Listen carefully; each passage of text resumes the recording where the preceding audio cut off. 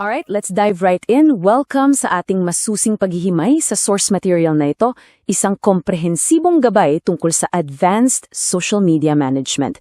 Sa panahon ngayon, hindi na enough yung marunong ka lang mag-post or mag-scroll, di ba?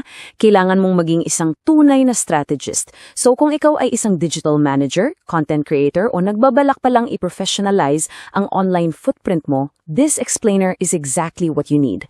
Himayin natin yung mga complex concepts mula sa material at gawin nating super clear and actionable para magamit mo agad. Quick look lang sa roadmap ng ating professional journey today. Uumpisahan natin sa core role ng social media manager, susundan ng multi-page and admin control, tapos we'll look at the setup ng virtual studio bago tayo dumako sa kampanya at monetization. And finally, ima-map out natin yung pang-araw-araw na workflow. Okay, let's hit section 1, ang social media manager, the role and its impact. Ito talaga yung pinakapundasyon, guys. It's not just about uploading cute photos. Ikaw ang nagmamonitor ng engagement, ikaw ang nagpapatakbo ng online campaigns para makuha ang atensyon nila, at higit sa lahat, ikaw ang nag-iingat at nagpapalago sa mismong online image ng brand. Ang interesting dito, napaka-versatile ng skill set na to. Kapag kumpanya o negosyong hawak mo, ang focus mo is online branding, product promotions, at pag-build ng customer trust para bumili sila. Pero kung politiko o government office naman, ginagamit ang same platforms for entirely different goals: public communication, mabilisang announcements, at campaign visibility. It really shows na walang pinapanigan ang digital space. Nag-iiba lang talaga yung mensahe at yung target na resulta. Pero bago ka gumawa ng kahit ano, you absolutely need a clear vision and mission. Ayon sa ating source material, kailangan nakaangkla ang lahat ng digital strategies mo sa isang solid long-term goal para hindi ka maligaw. For example, kung ang vision mo ay maging #1 digital media page sa buong Laguna, dapat bawat post, bawat video mo sumasalamin sa layuning iyon. Moving on to Section 2, multi-page at admin control, building the infrastructure. Kapag seryoso ka sa digital management, imposible kasing isang platform lang ang hawak mo. Kailangan mong i-manage ng sabay-sabay ang Facebook, YouTube, TikTok, X at Threads nang hindi ka nasisiraan ng ulo. Kaya sobrang crucial ng malinaw na admin hierarchy. Tignan nyo ito. Hindi pwedeng lahat sa team nyo ay may owner status. That's a huge security risk. Isang pagkakamali lang o isang na-hack na device at pwede na kayong mawalan ng access entirely. Limitahan ang access base sa trabaho. Admin para sa overall management, editor kung content posting lang, at moderator para sa pag-filter ng trolls and spam. And please, laging i-enable ang two-factor authentication. Non-negotiable yan. Just imagine navigating hundreds of messages across multiple Facebook pages, Telegram groups, and Discord servers sabay-sabay. It's a nightmare, diba? Kaya lifesaver talaga ang centralized multi-channel control system. Isang dashboard na lang lahat, kaya mas mabilis mag-post and highly organized ang communication mo. Wala nang maliligaw na message. Now let's talk about the hardware in Section 3, setup ng virtual studio, tools and technology.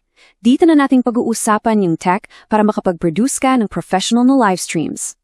Sa isang pro multi-camera setup, hindi ka pwedeng basta-basta lang maglagay ng camera kung saan-saan. May purpose bawat anggulo. You have your main DSLR right in front of the speaker for that intimate formal connection. Tapos may side-angle DSLR for dynamics, isang digicam para makuha ang audience reactions, and of course, a backup camera. At para sure na malinaw ang boses, you definitely need condenser mics and a solid 3-panel audio mixer.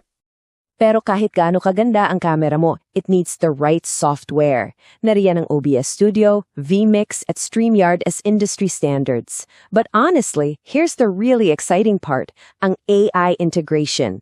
Gamit ang Gemini AI, ChatGPT o Grok AI, you can generate captions, write scripts, and ideate content in literally seconds. Pair that with Adobe Photoshop at Corel Video Studio, and kompletong-kompleto na ang arsenal mo. Alright, let's accelerate our pacing and shift gears to Section 4, Kampanya at Monetization, Strategies and Revenue. Dito na nagiging pera at konkretong resulta ang lahat ng effort mo. Bago tayo tuluyang kumita, kailangan ng plano. 6 na structured steps yan. Nagsisimula sa research in script, susundan ng graphic design, yung mismong video shoot.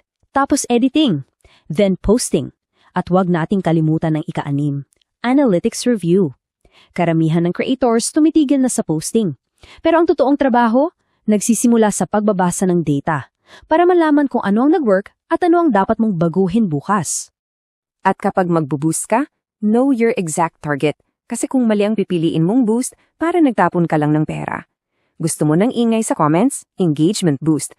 Gusto mo lang makita ang logo mo ng maraming tao? Reach boost. Kailangan mo silang papuntahin sa website? Traffic boost. Kung sales o sign-ups ang target? Conversion boost. At syempre, andyan ang organic boost para sa purong human at reality followers nang walang ginagastos. So it all comes down to the golden question. Paano nga ba kikita mula sa content mo? Paano mo gagawing isang lucrative business asset ang page na minimanage mo ng napakahusay? Well, the guide outlines several primary monetization sources. Nariyan ang Facebook monetization at YouTube ads, kung saan the platform literally pays you for the ads shown on your videos. Pwede ring lapitan ka for direct sponsorships. Meron ding affiliate marketing where you earn commissions off links. At yung sobrang patok ngayon na live selling, kung saan direkta kang nagbebenta while talking to your followers in real time. Pero wait, keep this in mind. Ang puhunan mo rito is long-term trust. So always stick to the do's. Original content, respectful interactions, fact-checking, and consistent branding. At umiwas sa mga absolute don'ts. No fake news, walang copyright violations, no spamming, and definitely no hate speech. Masira lang ng isang beses ang kredibilidad mo, ubos ang inipon mong audience. Bringing it all together now, let's step into Section 5, pang-araw-araw na workflow, the daily routine. Ano ba talaga ang itsura ng araw mo bilang isang digital manager? Here's a very realistic daily schedule. 8 a.m., check messages para masigurang walang emergencies. 9 a.m., you use those AI tools para mabilisang mag-create ng content. 11 a.m., edit videos. By 1 p.m., time to upload posts. 3 p.m. is your dedicated block para makipag-engage sa audience. Tapos 6 p.m., magsiset-up ka na sa virtual studio for your live stream. It's intense. It requires focus. But once makuha mo yung rhythm, napaka-efficient ng sistemang ito. So the big takeaway we are building towards is this. Kapag in-apply mo itong kabuwang framework na ito ng may dedikasyon, hindi ka na lang isang pangkaraniwang admin. May mastery ka na sa live streaming, madali na sa'yo ang multi-page management, gamay mo na ang AI content creation, kaya mong patakbuhin ang sarili mong virtual studio, at equip ka ng magplano ng malalaking political or corporate campaigns. Kaya naman, iiwan ko sa inyo ang katanungang ito bilang hamon. Are you ready to take control of your digital footprint and transform your online presence? Ngayong alam mo na ang infrastructure, ang AI tools, at ang tamang data analytics, handa ka na bang dalhin ang brand mo sa pinakamataas na antas?